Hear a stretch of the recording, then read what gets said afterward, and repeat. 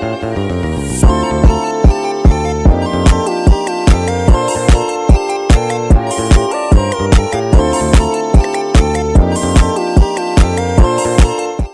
saya akan menjelaskan tentang perkembangan sosial emosional anak usia dini. A. Hakikat perkembangan sosial dan emosional anak usia dini. Pengertian perkembangan anak usia dini. Perkembangan adalah bertambahnya kemampuan atau skill dalam struktur dan fungsi tubuh yang lebih kompleks dalam pola yang teratur dan dapat diramalkan sebagai hasil proses pematangan.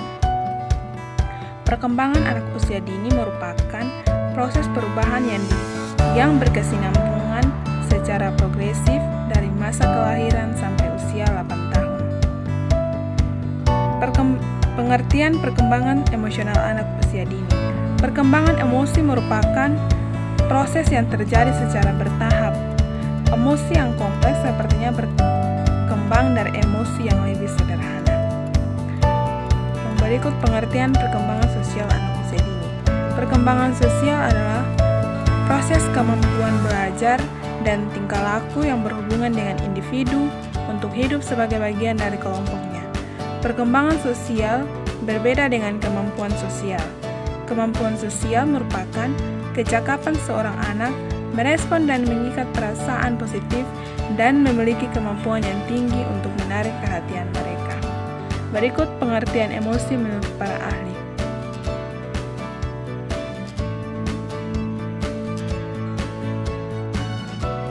Yang pertama menurut William James dalam Songko, emosi adalah kecenderungan untuk memiliki perasaan yang khas bila berhadapan dengan objek tertentu dalam lingkungannya. Yang kedua yaitu Crow and Crow, mengartikan emosi sebagai suatu keadaan yang bergejolak pada diri individu yang berfungsi sebagai inner adjustment atau penyesuaian dalam diri terhadap lingkungannya untuk mencapai kesejahteraan dan keselamatan individu. Berikut emosi adalah reaksi subjektif terhadap pengalaman yang diasosiasikan dengan perubahan fisiologis dan tingkah laku. Contohnya sedih, gembira, dan takut. Strouf 1997. Yang terakhir, emosi merupakan perasaan atau afeksi yang timbul ketika seseorang berada dalam suatu keadaan atau interaksi yang dianggap penting olehnya, terutama well-being dirinya. Emosi dapat berbentuk sesuatu yang spesifik seperti rasa senang, takut, marah, dan seterusnya, tergantung dari interaksi yang dialami. Emosi dipengaruhi oleh dasar biologis dan masa lalu. Emosi berkaitan erat dengan berbagai aspek perkembangan.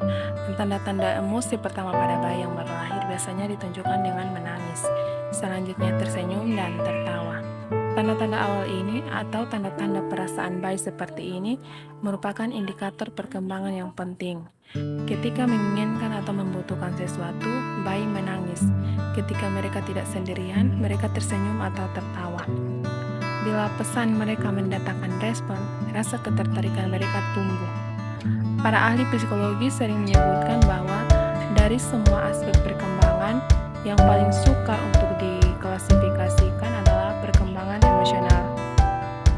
Reaksi terhadap emosi pada dasarnya sangat dipengaruhi oleh lingkungan, pengalaman, kebudayaan, dan sebagainya, sehingga untuk mengukur emosi agak hampir tidak mungkin. B. Teori perkembangan sosial dan emosional anak usia dini. Di sini ada 3 teori. Yang pertama, teori psikososial Erikson. Tahap-tahap perkembangan psikososial dari Erikson. Yang pertama, percaya versus tidak percaya, yaitu dari kelahiran sampai 18 bulan. Pada tahap ini, anak mulai belajar mempercayai atau tidak mempercayai lingkungan dan pengasuhannya. B. Otonomi, atau yang kedua, otonomi versus malu dan ragu-ragu, itu dari 18 bulan sampai 3 tahun. Tahap ketika anak-anak ingin melakukan sesuatu sendiri. C. Inisiatif versus rasa bersalah, dari 3 sampai 5 tahun. D. Tekun versus rasa rendah diri, 5 sampai 8 tahun. Pada tahap ini, anak-anak memperlihatkan sikap yang penuh daya kerja dan ingin menjadi Yang kedua, teori bermain Mildred Parten Mildred atau 1932 dalam Tersa Jasputra menyoroti kegiatan bermain sebagai sarana sosialisasi. Ia mengamati 6 bentuk interaksi antara anak yang terjadi saat mereka bermain. Yang pertama, unoccupied play.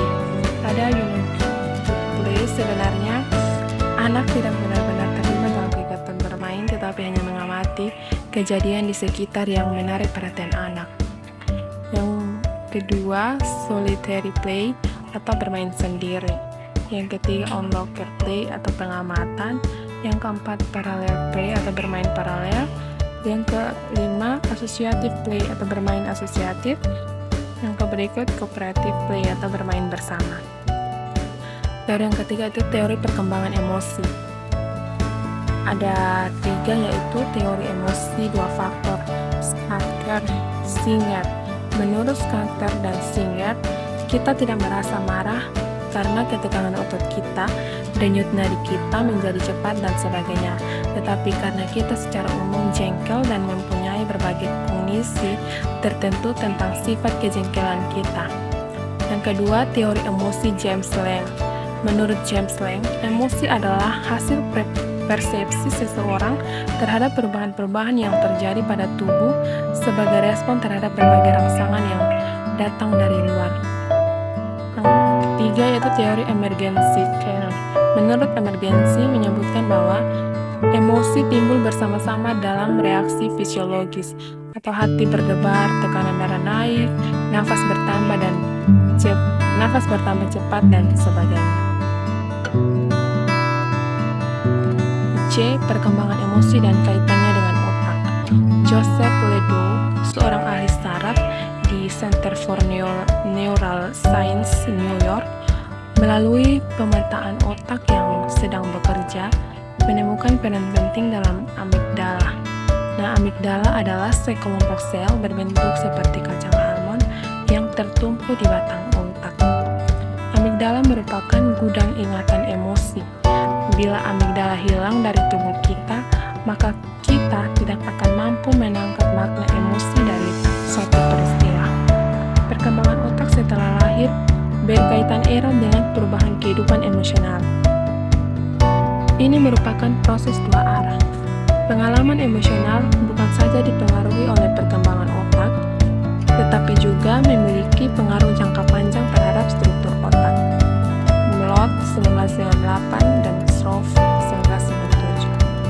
Terdapat 4 peralihan pada organisasi otak yang kurang lebih berhubungan dengan perubahan pada pengolahan emosional. Scott 1994 dan Stroff 1997 diantaranya sebagai berikut.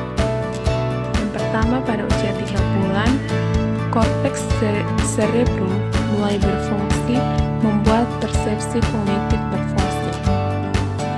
Yang kedua, usia 9 atau 10 bulan, lobus frontal mulai berinteraksi dengan sistem limbik yang merupakan asal reaksi emosional.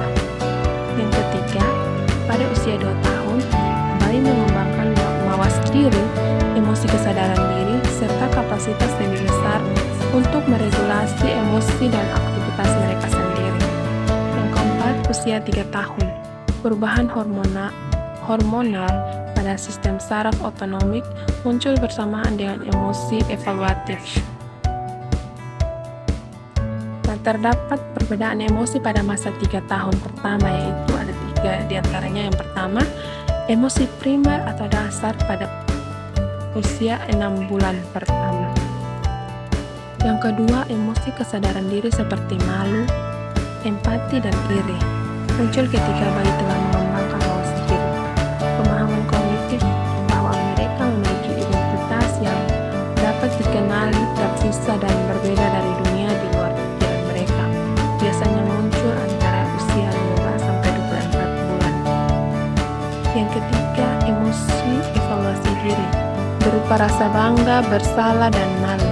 Lewis 1995, 1997, 1998. Pada usia 3 tahun, ketika telah memiliki mawas diri dan sekumpulan pengetahuan tentang standar, aturan, dan tujuan yang diterima oleh masyarakat.